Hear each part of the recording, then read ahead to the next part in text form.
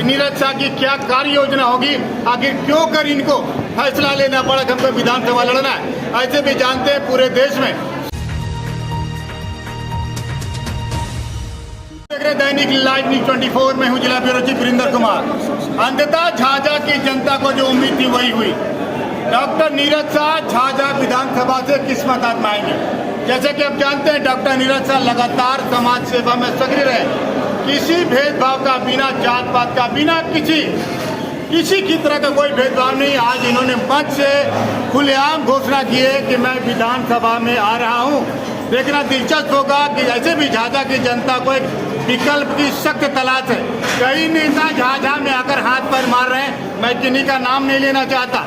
ऐसे में डॉक्टर नीरज शाह जो पिछड़े का नेता है, साहू समाज से आते हैं और हर समाज में इनकी पकड़ है। हम जानना चाहेंगे कि नीरज शाह की क्या कार्य योजना होगी, आखिर क्यों कर इनको फैसला लेना पड़ा कि हमको विधानसभा लड़ना है।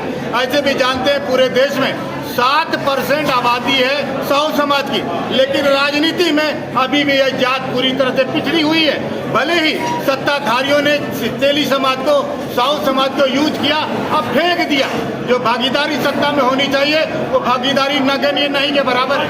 ऐसे में बिहार में राजनीति में जात पात खुलकर चलती है और जात की ही राजनीति होती है। बिहार में जमात की कम राजनीति होती है। जिस तरह से साहू समाज अगर एक हो जाए, एक बैनर पे आ जाए, अपने पे आ जाए, तो बहुत कुछ बदल सकता है। हालांकि ये मसला है, भामा शाह का जयंती मनाएंगे 23 अप्रैल को, लेकिन कहीं न कहीं लगता है सारे लोगों को एकजुट करने का तरीका है। वैसे भी वो समाज का पतन बहुत जल्दी हो जाता है जो अपने पूर्वजों को भूल जाया करता है। हमारे साथ डॉक्टर नीरज शाह जुड़ेंगे, क्या कुछ बातें होंगी, बने रहिएगा हमारे साथ, कहीं जाइएगा मत।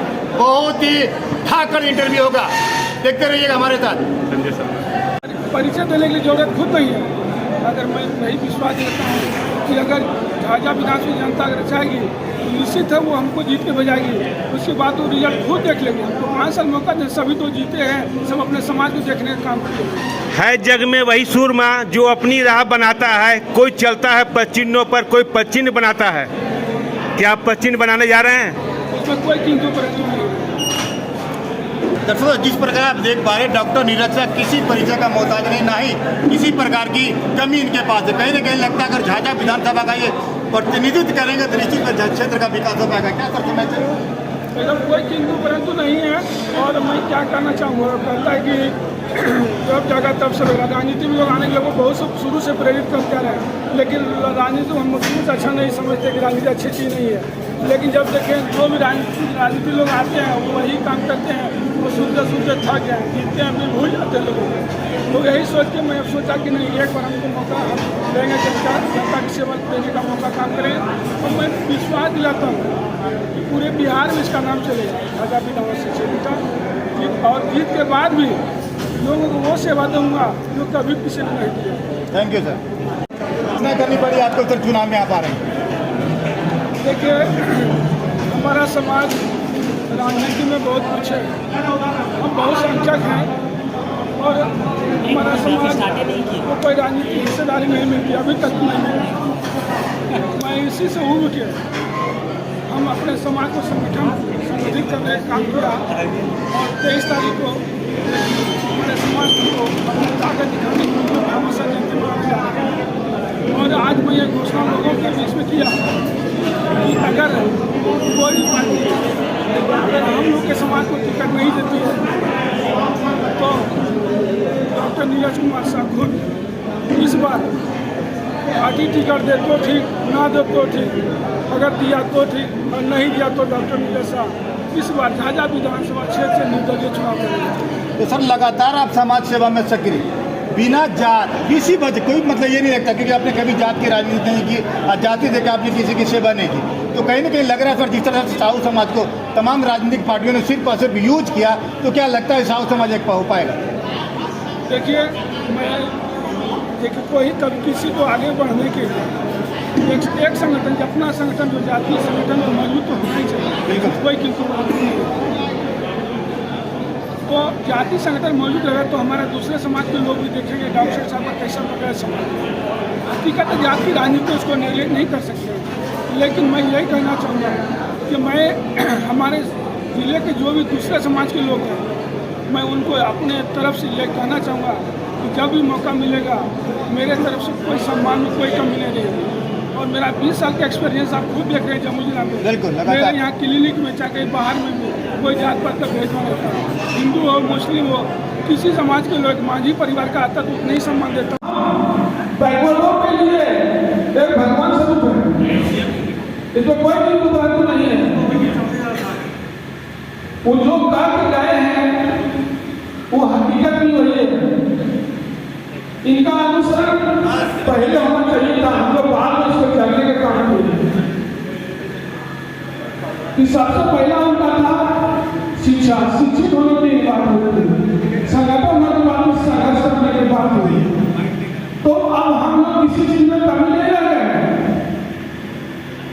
अब हमारा समाज जल चुका है। हम लोग जहाँ भी काम किए हैं, आप पीछे का इतिहास देखिएगा कि अच्छे से किया और आगे बढ़े समाज में। जैसे हम लोग का परिवार व्यवसाय करता था, वहाँ भी आगे रहे। अब शिक्षा की बात आ गई है, अब उसमें भी आगे बढ़ रहे हैं। अब राजनीति की बात आ गई है, वहाँ भी हम लोग आगे बढ़ रहे हैं। अब रही बात कि जम्मू जिला राजनीति के क्षेत्र में हमारा समाज बहुत पिछड़ा हुआ है। कभी किसी पार्टी ने हम लोग बलिया समाज का और बलिया में जो भी कहे हम लोग का समाज को हमेशा वो यूज किया है, हमारे वोट का यूज किया, उपयोग किया है, उसका कोई महत्व नहीं है। भाइयों बहनों, अब मैं यही कहना चाहता हूँ कि अब हमारा समाज ये चाहता है कि हमारा समाज का लोग विधानसभा चुनाव में लड़े, लोकसभा चुनाव में लड़े। आज देखिए, यह तो बहुत सौभाग्य की बात है और उनका घोषणा सुनने के बाद हम लोग बहुत गौरवान्वित और हर्षित हैं। और डॉक्टर साहब चुनाव लड़ेंगे और बहुत ज़्यादा मतों से चुनाव जीतेंगे। उनको जात पात का वोट नहीं, पूरे सभी जातों का वोट उनको मिलेगा और वो चुनाव जीतेंगे। क्या नाम है सर? मैं डॉक्टर हरिशंकर साहब चाय का रहने वाला हूँ। राजनीति में आप कहीं न कहीं साहू समाज पूरी तरह से अपनी भूमिका में आएगा। देखिए, हमारा समाज छोटा समाज नहीं है। पूरा अगर यदि देश भर में लीजिएगा तो हम लोग 27% में आते हैं। पूरा मतलब अपना समाज में जितने भी है 27% में आते हैं और सिर्फ बिहार में हम 7% हैं। फिर भी हम लोगों को उपेक्षा किया जाता है, ना तो राजनीति में भाग लेने मिलता है, ना तो किसी पार्टी में भाग लेने मिलता है। साहब की झाझा का जो विकास है वो हो पाएगा? डॉक्टर नीरज बाबू इसके पहले तो MP MLA नहीं थे, लेकिन इतना झाझा के प्रति उनका दया भाव है। सिर्फ झाझा ही क्यों, कई जिला में जाकर के वो गरीबों को कंबल वितरण करते हैं, कोरोना काल में राशन वितरण किए, ये तो सभी को मालूम है। और दरिया दिली है और झाझा विधानसभा उनका चुनाव जीतने के बाद क्या कहें, हर हर गंगा हो जाएगा। बहुत आज पूरे देश में लेकिन सबसे मजबूत मुख्यमंत्री का नाम आता है वो गुरु गोरखनाथ का शिष्य गुरु ये आदित्यनाथ का आ रहा है। शायद आप लोग को पता नहीं है, नाथ संप्रदाय में बेटा नहीं होता है, चेला हुआ करता है। और वो गुरु गोरखनाथ जो तेली समाज का गुरु हुआ करता था, पूरे समाज का, वो गुरु गोरखनाथ का शिष्य आदित्यनाथ है। अब तेली समाज के अंदर इतनी बड़ी शक्ति है, उनका शिष्य जब देश के ऊपर जब आता है तो इतने अच्छे से शासन चला सकता है। तो जब तेली समाज का जब हम लोग एक एक व्यक्ति जाग जाएंगे तो ऐसा मैं भरोसा दिलाता हूँ, चाहे वो पंचायत हो, चाहे वो आबादी है, इसका यदि 10% आबादी हमारा तेली साहू समाज का है, तो लोकसभा में 540 सीट है, तो हमारा सीट कितना होना चाहिए? कितना होना चाहिए आप लोग से पूछते हैं? कम से कम 54 सीट हमारी होनी चाहिए। लेकिन लोग करने का हमारा काम तेली साहू समाज का गिने चुने 2-4 व्यक्ति।